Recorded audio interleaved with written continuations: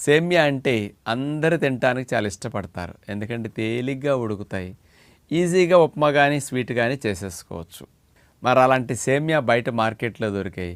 అంతా గోధుమలతోనూ, ఎక్కువ భాగం మైదాతోనే ఉంటాయి. చాలామంది మిల్లెట్ సేమియా అని చెప్తారు కానీ 20-30% మిల్లెట్స్ ఉండి మిగతా అంతా గోధుమల కాంబినేషన్ ఉంటుంది. అసలు సేమియాలో గోధుమ అనేది అసలు ఏమీ కలపకుండా, ఇతర రకాల పౌడర్లు ఏమీ లేకుండా ప్యూర్గా 5-6 రకాల మిల్లెట్స్నే ఉపయోగించి సేమియా చేస్తే ఇంకా ఫలితాలు బాగా వస్తాయి. అంటే మనకి మామూలుగా మిల్లెట్స్ని అన్నం వండుకు తినమన్నా, రవ్వగా చేసుకు తినమన్నా త్వరగా ఉడకవని, టైం ప్రాసెస్ అని, వాటి యొక్క రుచి నచ్చక చాలామంది తింటలేదు. అసలు high fibre, high protein deficiency రాకుండా అన్ని పోషకాలు మిల్లెట్స్లో ఉంటాయి. లో కార్బ్స్ కూడా ఉంటుంటాయి.